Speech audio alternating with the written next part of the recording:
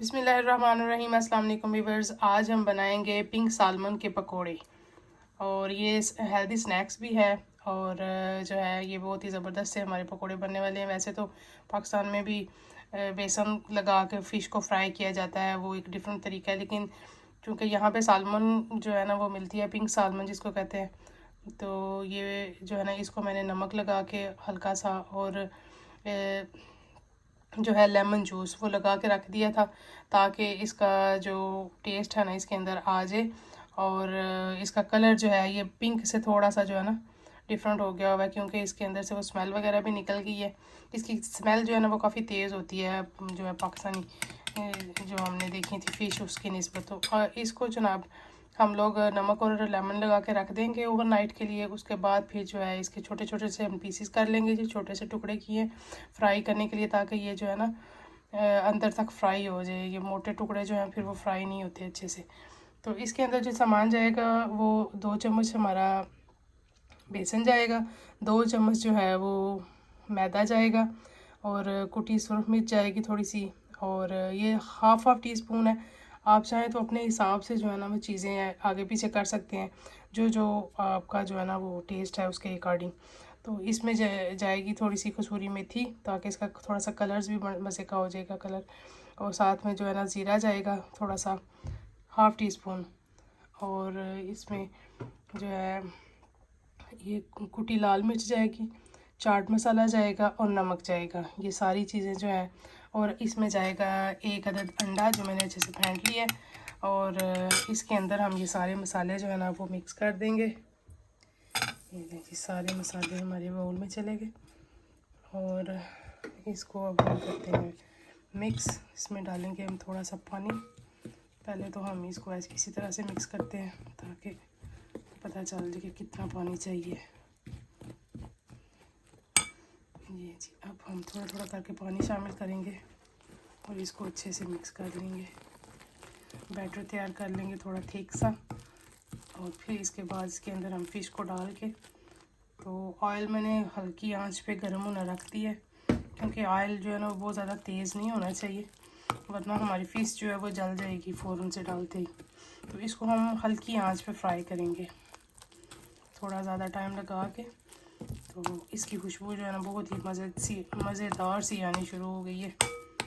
तो ये भी अच्छे से मिक्स नहीं हुआ है, मैं थोड़ा सा और पानी ऐड करेंगे ताकि ये बड़ा अच्छा सा स्मूथ सा पेस्ट इसका तैयार हो जाए।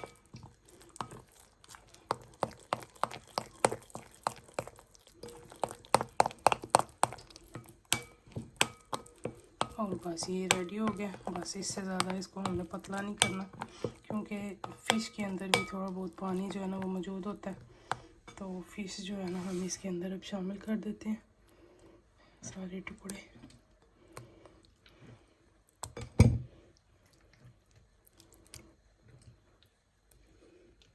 आप जो चाहे कोई भी फ़िश इस्तेमाल कर सकते हैं। वाइट साइमन फ़िश है जो बगैर जो है वो कांटे के मिलती है, वो यूज़ कर सकते हैं। कोई भी फ़िश जो अवेलेबल हो आपके एरिया में आप लोग वो यूज़ कर सकते हैं। देखें इसको ना अब हमने करना है मिक्स।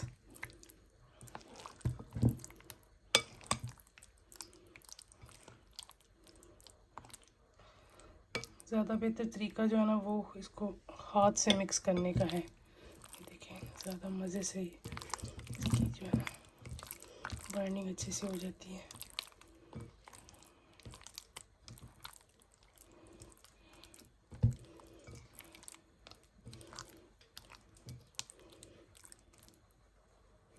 ये देखिए कितने अच्छे से जो है ना फ़िश के ऊपर ये लग चुका है। इतना चाहिए हमें चाहिए, मतलब बहुत ज़्यादा थिक भी नहीं होना चाहिए और बहुत ज़्यादा जो है ना पतला भी नहीं होना चाहिए, ये बिल्कुल ठीक है। अब हम जो है ना इसको फ्राई करेंगे हल्की आंच पे, एक एक पीस लेके। तो ये जी ऑयल हमारा गर्म हो रहा है। ऑयल अभी अच्छे से गर्म नहीं हुआ, थोड़ा सा और गर्म हो जाए उसके बाद फिर हम उसमें बाकी जो है ना वो शामिल करेंगे।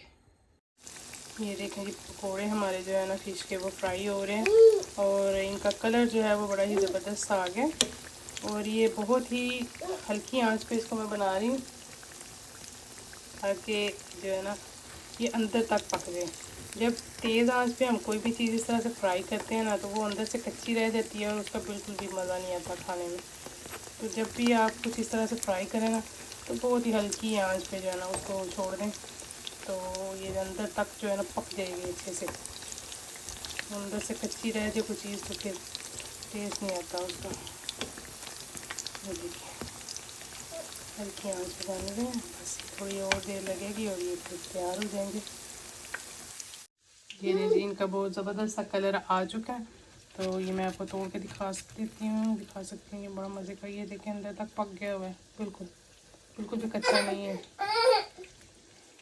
और ये हमारे रेडी हो चुके हैं।